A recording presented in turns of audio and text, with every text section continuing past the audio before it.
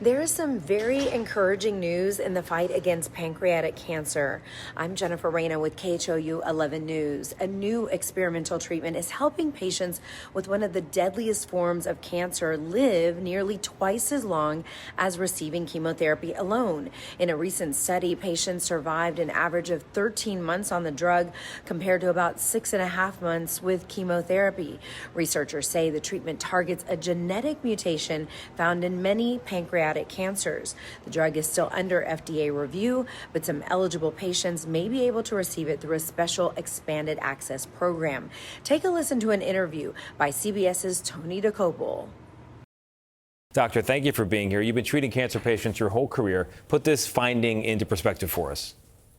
You know, pancreatic cancer is so brutal to treat, and standard chemotherapy is not very helpful. So to have a pill, daraxonrasib, that you take once a day and increases survival from 6.7 months to 13.2 months is spectacular. And in fact, it caused the oncology group yesterday in Chicago, where it was being presented, to stand up and cheer. And an oncologist that I spoke to said we were all sobbing. Now, wow. The company has applied to the FDA for approval. It's amazing. Ben Sasse, former senator, he took this. He's got pancreatic cancer. He credits it with benefiting him. Yeah. How is it different from chemo?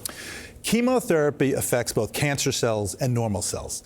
This is targeted to try to just affect cancer cells. It works by turning off a mutated protein that fuels the cancer. Now, the research, Tony, that went into this began more than 40 years ago, which is why supporting basic research, even if you don't know where it's going to be heading, is so important, and why so many of us are concerned about recent cuts to government funding of basic scientific research at the NIH. Doctor, I've worked with you a long time. You don't often use the word breakthrough, but you are with this. Why?